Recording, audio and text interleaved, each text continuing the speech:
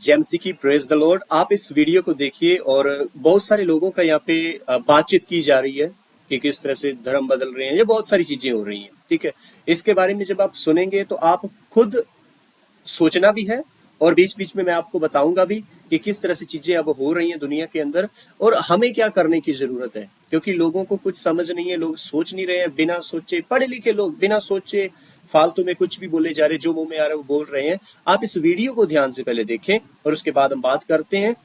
मैं कहना चाहूंगा अगर आप पहली बार इसे देख रहे हैं हमारे चैनल के ऊपर तो आप जुड़ सकते हैं, आपको परमेश्वर ब्लेस करेंगे। अब आप इस वीडियो को देखिए।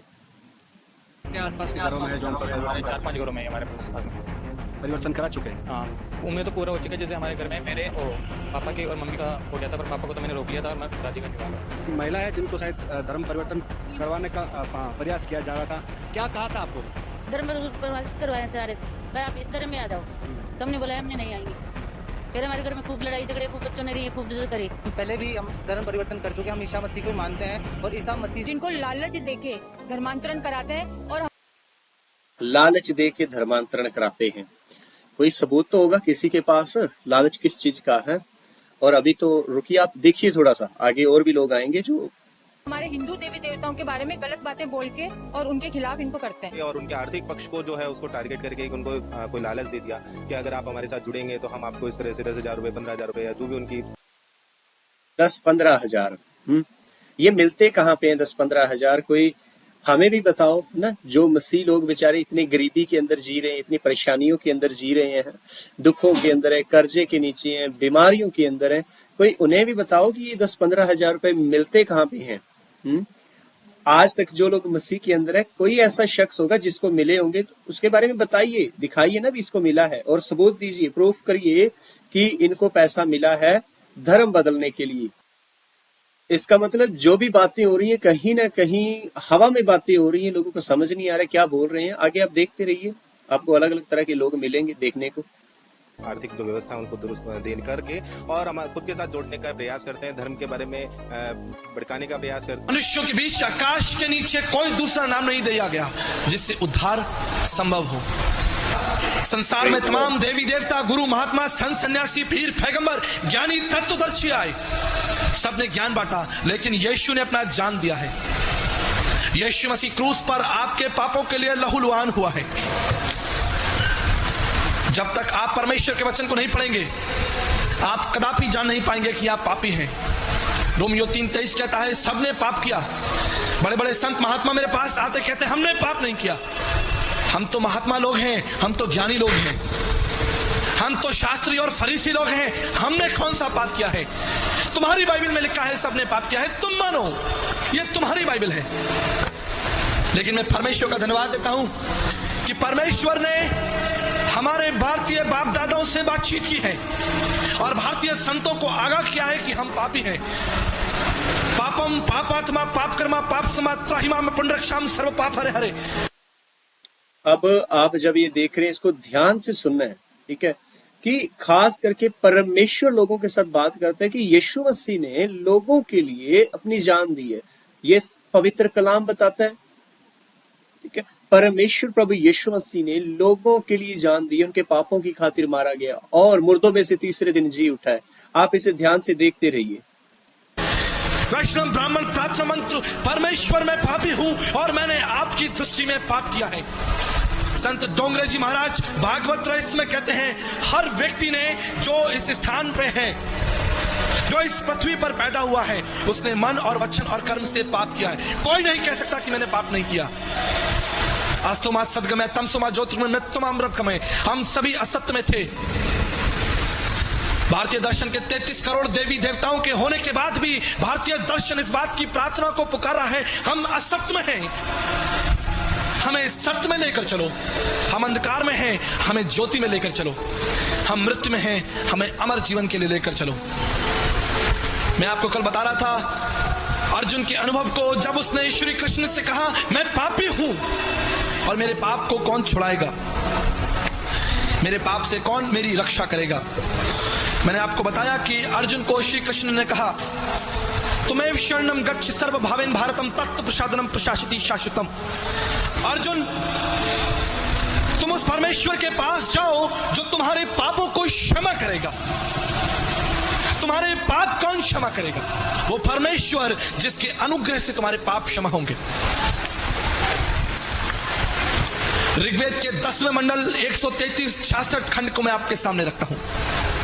परमेश्वर, आप महान परमेश्वर हैं, आप हम पर दया करिए और हमारे समस्त पापों को हमारे जीवन से दूर करिए। अब ये जो परमेश्वर के दास हैं, जो सेवक हैं, ये बाइबल को खोल के नहीं बता रहे हैं, बाइबल में से नहीं बता रहे हैं, ये आप ही के हमारे हिंदू शास्त्रों से बता रहे हैं, ऋग्वेद से बता रहे हैं, और भी जो चीजें हैं उनमें से बता रहे हैं। अब प्रॉब्लम, समस्या क्या है ना, लोगों को सुनना नहीं है, लोगों को सुनना नहीं, लोगों को समझना नहीं है, बस जो मन में आ रहा है वो बस बोलना है उनको। जब हम सुनेंगे नहीं, हम पढ़ेंगे नहीं, सीखेंगे नहीं, तो पता कैसे चलेगा सच्चाई क्या है, सच्चाई क्या है? तो इसको अब ध्यान से सुनिए, आगे भी हम सुनते हैं। उसका 7वां मंडल 86:2-7 पद को मैं आपके सामने रखता हूं।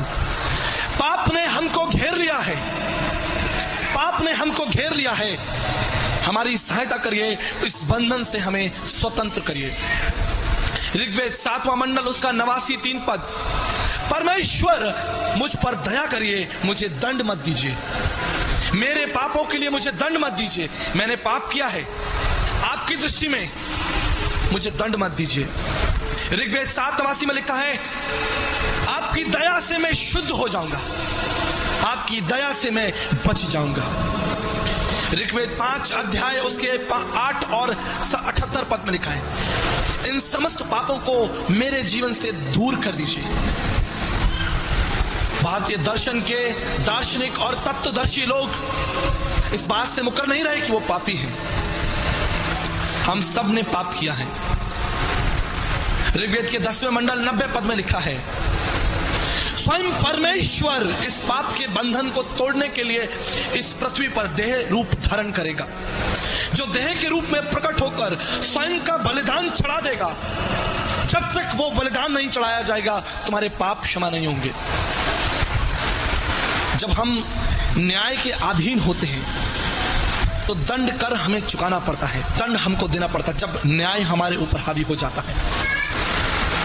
अमेध्यो वे पुरुषो अनत्र वदंती, अमेध्यो वो पुरुषो अनत्र वदंती, सबने पाप किया, लेकिन उन समस्त पापों के लिए परमेश्वर की उपस्थिति इस बंधन को तोड़ सकती है। हालेलुया।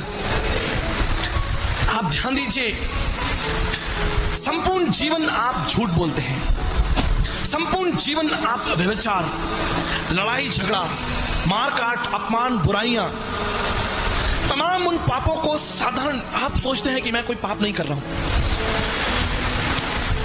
लेकिन आप प्रत्येक क्षण पाप कर रहे हैं।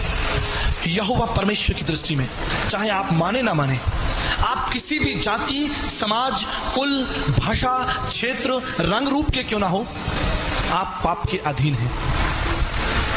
और इस पाप से छुटकारे के लिए स्वयं परमेश्वर का हस्तक्षेप जरूरी है। देवानुग्रह हेतुक्रम, उस परमेश्वर की मांत्रिक उपनिषद, उस परमेश्वर के अनुग्रह से ही तुमको पाप से क्षमा मिलेगी, दूसरा कोई रास्ता नहीं है। ना योगेन सांख्यन कर्मणा नो ना विद्याया ब्रह्मकृत मोक्ष विद्यते सिद्धाय नान्यथा, विवेक चूड़ामणि 56 में लिखा है। भारत के तत्वदर्शी लोग लिखते हैं, उस पाप के बंधन के लिए माला फेरने से कोई लाभ नहीं होगा, उस पाप के बंधन को तोड़ने के लिए चढ़ावा चढ़ाने से कोई लाभ नहीं होगा, उस पाप के बंधन को तोड़ने के लिए तीर्थ स्थानों पर घूमने से कोई लाभ नहीं होगा, ऊंचे पहाड़ों पर चढ़ने से कोई लाभ नहीं होगा, नदियों में स्नान करने से कोई लाभ नहीं होगा, न योगेन न सांख्यन कर्मणा न विद्याया, तुम्हारे धर्म के कामों से भी कोई लाभ नहीं होगा। क्यों? क्योंकि मनुष्य स्वयं अपने पाप के बंधन को नहीं तोड़ सकता। अगर स्वयं मनुष्य अपने पाप के बंधन को तोड़ सकता तो परमेश्वर को मनुष्य रूप धारण कर इस पृथ्वी पर भयंकर मौत को सहने की कोई आवश्यकता नहीं होती। अगर मनुष्य अपने पाप के बंधन से स्वयं फारिग हो जाता तो यीशु को अपने ऊपर थुकवाने की आवश्यकता नहीं होती। प्रभु यीशु मसीह को कोड़े खाने की आवश्यकता नहीं होती। प्रभु यीशु मसीह को लात और घूंसे खाने की आवश्यकता नहीं होती। प्रभु यीशु मसीह को क्रूस पर भयंकर मौत सहने की आवश्यकता नहीं होती, अगर मनुष्य अपनी बुद्धि से उस पाप के बंधन से बाहर निकलता। आदि में वचन था, वचन परमेश्वर था और वचन देदारी हुआ। वचन इसलिए देदारी हुआ कि वो तुम्हारे पापों को तुम्हारे जीवन से दूर कर दे। देखो, ये परमेश्वर का मेमना है जो जगत के पापों को उठाकर ले जाता है। यही तो प्रार्थना कर रहे हैं ऋग्वेद के लिखने वाले कि परमेश्वर आप दया करिए, आप हस्तक्षेप करिए, आप मेरे पापों से मुझे स्वतंत्र करिए, आप मुझे इस पाप के भयंकर चक्र से बाहर निकालिए। मौसम कौन कुटिल खलकामी, पापी कौन बड़ो है मुझसे, सब पतितन में रानी, सब पापों में। अब हम यहाँ पे देखते हैं, जब हम इन बातों को सुन रहे हैं तो आपको क्या लगता है कि किस तरह से परमेश्वर लोगों को बचाने के लिए आया? क्या वो लोगों का धर्म बदलने के लिए आया, लोगों की जातियां बदलने के लिए आया, या फिर पैसों के लिए लोगों को? अरे कौन ऐसा व्यक्ति है जो पैसा लेके या पैसा दे के धर्म बदलेगा या बदल सकता है? क्या धर्म बदला जा सकता है किसी का? लोगों के अंदर जो मूर्खता है, लालच, किस चीज का लालच, किस चीज का लालच? अगर लोग समझें, लोग बचाए जाएंगे। ये सच्चाई है, कड़वा सच है। बाइबल ऐसा बताती है, राज, सच्चाई और जीवन मैं हूं। यीशु ने कहा जो कोई उसके ऊपर विश्वास करेगा वो बचाया जाएगा। आप चाहे इस कान से सुने, चाहे इस कान से, आप माने चाहे ना माने, ये आपके ऊपर है। पर बाइबल कुछ और बताती है। अगर आप इस वीडियो को पूरा देखना चाहते हैं तो मैं इस वीडियो का लिंक भी डिस्क्रिप्शन में दे दूंगा, आप उसे देख सकते हैं। पर आपको ये याद रखना है, ना तो कभी किसी का धर्म बदला जा सकता है पैसा दे के और पैसा लेके। अगर कोई है ऐसा तो आप बताइए, उसे सामने लेकर आइए कि हाँ इसने पैसा दिया, दिखाइए, क्योंकि ऐसा होता नहीं है। और ना ही बाइबल, जो पवित्र कलाम है परमेश्वर का बाइबल, वो कभी किसी को ये चीजें करने के लिए बोल। परमेश्वर का वचन ये बताता है। हम सिर्फ यीशु के बारे में लोगों को बता सकते हैं। आज भी यीशु मुर्दों को जिंदा करता है, अंधों की आंखें खोलता है, पर विश्वास एक बहुत बड़ी चीज है। लंगड़ों को चलाता है, कोढ़ियों को शुद्ध करता है, लकवे के रोगियों को ठीक करता है। वो परमेश्वर आज भी काम करता है, आज भी काम करता है। पर अगर हम कहें नहीं मुझे करके दिखाओ, विश्वास के बिना वो चीजें नहीं होती हैं। अगर आप विश्वास करें आप बचाए जाएंगे, ये बाइबल बताता है।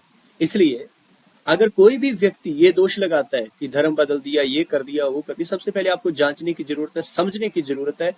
नहीं तो अपने शास्त्रों को आप पढ़िए ना, आप पढ़िए, देखिए, समझिए, लिखा क्या क्या कहते हैं। किसी को भी टारगेट कर देना, किसी को भी बोल देना वो ये करते हैं, वो करते हैं, इसमें कोई फायदा नहीं। अच्छा ये है कि आप जाने, क्योंकि बाइबल ऐसा बताता है जब तुम सच को जानोगे तब तुम आजाद हो जाओगे। इसलिए सच को जाने, और जब तक आप पढ़ेंगे नहीं, जानेंगे नहीं, आपको सच्चाई का पता चलेगा नहीं। इसलिए पढ़ें, खोजें, परमेश्वर आपकी जिंदगी में काम करेंगे। अगर आप इस चैनल पर नए हैं तो आप हमें सब्सक्राइब कर सकते हैं। और अगर आप लाइव प्रार्थना में जुड़ना चाहते हो तो हम डेली लाइव आके प्रार्थना करते हैं। आप अपने प्रार्थना विषय भेज सकते हैं और आप हमारे साथ जुड़ के प्रार्थना कर सकते हैं। परमेश्वर आपको और आपके परिवार को आशीष दे। इस वीडियो को आप डिस्क्रिप्शन में फुल देख सकते हैं, मैं उसका लिंक दे दूंगा, आप इसे देखिए और परमेश्वर के वचन और उसके अनुग्रह में बढ़िए। जय मसीह।